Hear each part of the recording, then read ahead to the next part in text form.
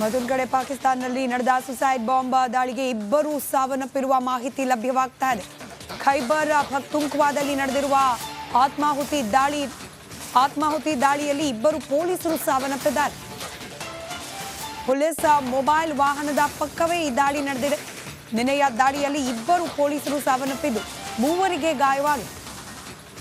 ಪಾಕಿಸ್ತಾನದ ಸದ್ಯದ ಪರಿಸ್ಥಿತಿ ಒಂದು ಕಡೆ ಬಲೂಚ್ನಲ್ಲಿ ಬಲೂಚ್ ಲಿಬರೇಷನ್ ಆರ್ಮಿ ಸತತವಾಗಿ ಪಾಕಿಸ್ತಾನದ ಸೈನಿಕರನ್ನ ಗುರಿಯಾಗಿಸಿಕೊಂಡು ದಾಳಿ ಮಾಡ್ತಾ ಇದೆ. ಇನ್ನು ಈ ಖೈಬರ್ ಪಖ್ತೂನ್ಖ್ವಾ ಪ್ರಾವಿನ್ಸ್ನಲ್ಲಿ ಅಲ್ಲಿರುವ ಪಶ್ತೂನಿಗಳಿಗೂ ಕೂಡ ಪಾಕಿಸ್ತಾನವಾಗಲಿ, ಪಾಕಿಸ್ತಾನದ ಸೇನೆ ಆಗಲಿ ಅಥವಾ ಅಲ್ಲಿನ ಸರ್ಕಾರದ ಬಗ್ಗೆ ಆಗಲಿ ವಿಶೇಷವಾದ ಸಮಾಧಾನ ಇಲ್ಲ. ಹೀಗಾಗಿ ಈ ದಾಳಿಗೆ ನಿಖರ ಕಾರಣ ಏನು ಅನ್ನೋದು ಸದ್ಯಕ್ಕಿರುವ ಕುತೂಹಲ. ಇಬ್ಬರು ಪೊಲೀಸರು ಸಾವನ್ನಪ್ಪಿದ್ದಾರೆ ಅನ್ನೋ ಮಾಹಿತಿ ಸದ್ಯಕ್ಕೆ ಲಭ್ಯವಾಗ್ತಾ ಇದೆ.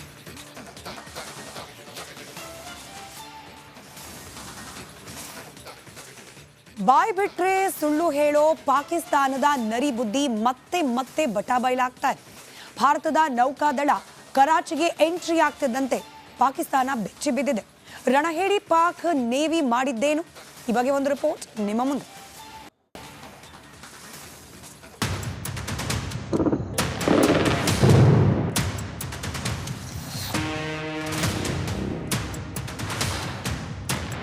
ಏಪ್ರಿಲ್ 22ರಂದು ಕಾಶ್ಮೀರದ ಪಹಲ್ಗಾಮ್ನಲ್ಲಿ ನರ ರಾಕ್ಷಸರು ಹಿಂದೂಗಳ ನೆತ್ತರು ಹರಿಸಿದ್ರು. ಇದಕ್ಕೆ ಪ್ರತಿಕಾರವಾಗಿ ಪಾಪಿ ಪಾಕ್ಗೆ ಭಾರತ ಖಡಕ್ಕಾಗಿಯೇ ಪ್ರತ್ಯುತ್ತರ ಕೊಟ್ಟಿತ್ತು. ಇದಾದ ಬಳಿಕವೂ ಕಿರಿಕ್ ಮಾಡ್ತಿದ್ದ ಪಾಕ್ಗೆ ಭಾರತ ಮತ್ತೊಂದು ಶಾಕ್ ಕೊಟ್ಟಿತ್ತು.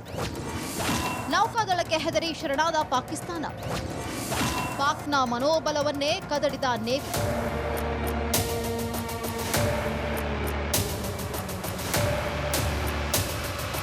ಗಡಿಯಲ್ಲಿ ಕಿರಿಕ್ ಮಾಡೋ ಪಾಕಿಸ್ತಾನ ಅರಬ್ಬಿ ಸಮುದ್ರದಲ್ಲಿ ನಮ್ಮ ನೇವಿ ಎಂಟ್ರಿ ಆಗ್ತಿದ್ದಂತೆ ಬೆಚ್ಚಿ ಬಿದ್ದಿತ್ತು. ಉಗ್ರರ ದಾಳಿಯಾದ 96 ಗಂಟೆಯಲ್ಲೇ ನೌಕಾದಳ ಸನ್ನದ್ಧವಾಗಿತ್ತು. ಯುದ್ಧ ನೌಕೆಗಳು ಸನ್ನದ್ಧ ಸ್ಥಿತಿಯಲ್ಲಿದ್ವು. ಕರಾಚಿಗೆ ನುಗ್ಗಲು ಇಂಡಿಯನ್ ನೇವಿ ಸಜ್ಜಾಗಿತ್ತು. ಇದು ಗೊತ್ತಾಗ್ತಿದ್ದಂತೆ ಪಾಪಿ ಪಾಕ್ ಪತನಗೊಟ್ಟಿ ಹೋಗಿತ್ತು. And refined tactics and procedures at sea during multiple weapon firings in the Arabian Sea within 96 hours of the terrorist attack. The aim was to revalidate our crew, armament, equipment and platform readiness to deliver various ordnance on selected targets precisely. Thereafter, our forces remained forward deployed in the northern Arabian Sea in a dissuasive and deterrent posture with full readiness and capacity to strike select targets at sea and on land, including Karachi at time of our choosing. ಇನ್ನು ಭಾರತದ navy ಶಕ್ತಿ ಕಂಡು ಕರಾಚಿ ಬಿಟ್ಟು ಹೊರಬರದ ಪಾಕ್ ನೌಕಾದಳ ಆಚೆ ಬರಲಿಲ್ಲ. ತಮ್ಮ ನೆಲೆಗಳಲ್ಲೇ ರಣಹೇಡಿಯಂತೆ ಅಡಗಿ ಕುಳಿತಿತ್ತು. Compelled Pakistani naval and air units to be in a defensive posture, mostly inside harbors or very close to the coast, which we monitored continuously. The Indian Navy maintained seamless maritime domain awareness throughout the duration and was entirely aware of the location and movement of Pakistani units.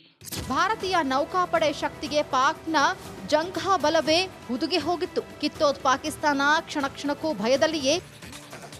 ಮತ್ತೊಂದು ಕಡೆ ಪಾಕಿಸ್ತಾನದಲ್ಲಿ ನಡೆದ suicide bomb ದಾಳಿಗೆ ಇಬ್ಬರು ಸಾವನ್ನಪ್ಪಿರುವ ಮಾಹಿತಿ ಲಭ್ಯವಾಗ್ತಾ ಇದೆ. ಖೈಬರ್ ಪಖ್ತೂನ್ಖ್ವಾದಲ್ಲಿ ನಡೆದಿರುವ ಆತ್ಮಾಹುತಿ ದಾಳಿಯಲ್ಲಿ ಇಬ್ಬರು ಪೊಲೀಸರು ಸಾವನ್ನಪ್ಪಿದ್ದಾರೆ. ಪೊಲೀಸ್ ಮೊಬೈಲ್ ವಾಹನದ ಪಕ್ಕವೇ ಈ ದಾಳಿ ನಡೆದಿದೆ. ನಿನ್ನೆಯ ದಾಳಿಯಲ್ಲಿ ಇಬ್ಬರು ಪೊಲೀಸರು ಸಾವನ್ನಪ್ಪಿದ್ದು ಮೂವರಿಗೆ ಗಾಯವಾಗಿದೆ.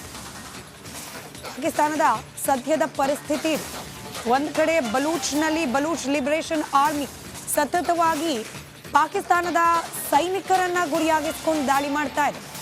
ಇನ್ನು ಈ ಖೈಬರ್ ಪಖ್ತೂನ್ಖ್ವಾ ಪ್ರಾವಿನ್ಸ್ನಲ್ಲಿ ಅಲ್ಲಿರುವ ಪಶ್ತೂನಿಗಳಿಗೂ ಕೂಡ ಪಾಕಿಸ್ತಾನವಾಗಲಿ, ಪಾಕಿಸ್ತಾನದ ಸೇನೆ ಆಗಲಿ ಅಥವಾ ಅಲ್ಲಿನ ಸರ್ಕಾರದ ಬಗ್ಗೆ ಆಗಲಿ ವಿಶೇಷವಾದ ಸಮಾಧಾನ ಇಲ್ಲ. ಹೀಗಾಗಿ ಈ ದಾಳಿಗೆ ನಿಖರ ಕಾರಣ ಏನು ಅನ್ನೋದು ಸದ್ಯಕ್ಕಿರುವ ಕುತೂಹಲ. ಇಬ್ಬರು ಪೊಲೀಸರು ಸಾವನ್ನಪ್ಪಿದ್ದಾರೆ ಅನ್ನೋ ಮಾಹಿತಿ ಸದ್ಯಕ್ಕೆ ಲಭ್ಯವಾಗ್ತಾ ಇದೆ.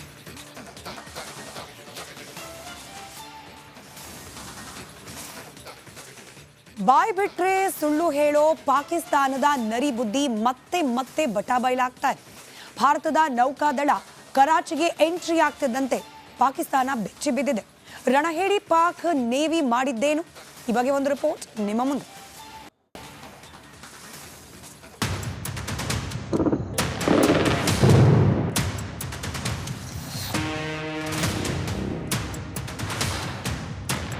ಏಪ್ರಿಲ್ 22ರಂದು ಕಾಶ್ಮೀರದ ಪಹಲ್ಗಾಮ್ನಲ್ಲಿ ನರ ರಾಕ್ಷಸರು ಹಿಂದೂಗಳ ನೆತ್ತರು ಹರಿಸಿದ್ರು. ಇದಕ್ಕೆ ಪ್ರತಿಕಾರವಾಗಿ ಪಾಪಿ ಪಾಕ್ಗೆ ಭಾರತ ಖಡಕ್ಕಾಗಿಯೇ ಪ್ರತ್ಯುತ್ತರ ಕೊಟ್ಟಿತ್ತು. ಇದಾದ ಬಳಿಕವೂ ಕಿರಿಕ್ ಮಾಡ್ತಿದ್ದ ಪಾಕ್ಗೆ ಭಾರತ ಮತ್ತೊಂದು ಶಾಕ್ ಕೊಟ್ಟಿತ್ತು. ನೌಕಾದಳಕ್ಕೆ ಹೆದರಿ ಶರಣಾದ Pakistan, ಪಾಕ್ನ ಮನೋಬಲವನ್ನೇ ಕದಡಿದ navy.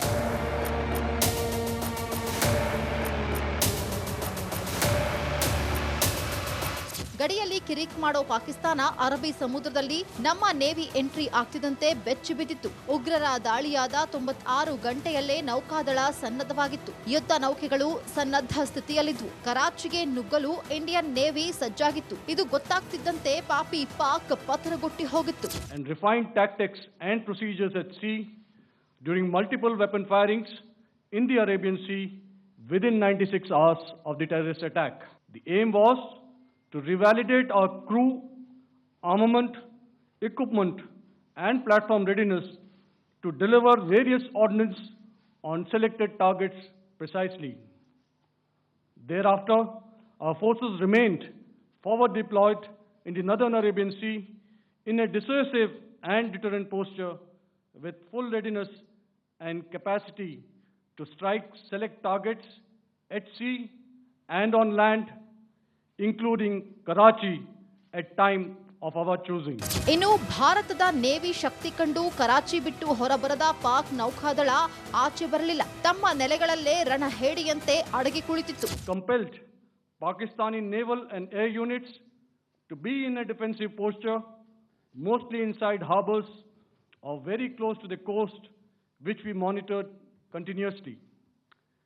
The Indian Navy maintained seamless maritime domain awareness throughout the duration and was entirely aware of the location and movement of Pakistani units. ಭಾರತೀಯ ನೌಕಾಪಡೆ ಶಕ್ತಿಗೆ ಪಾಕ್ನ ಜಂಘಾ ಬಲವೇ ಹುದುಗೆ ಹೋಗಿತ್ತು. ಕಿತ್ತೋದ್ ಪಾಕಿಸ್ತಾನ ಕ್ಷಣ ಕ್ಷಣಕ್ಕೂ ಭಯದಲ್ಲಿಯೇ.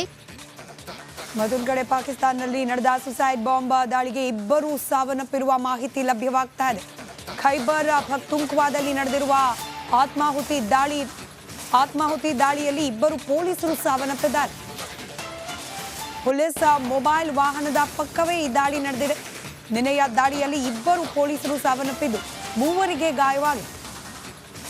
ಪಾಕಿಸ್ತಾನದ ಸದ್ಯದ ಪರಿಸ್ಥಿತಿ ಒಂದು ಕಡೆ ಬಲೂಚ್ ಲಿಬರೇಷನ್ ಆರ್ಮಿ ಸತತವಾಗಿ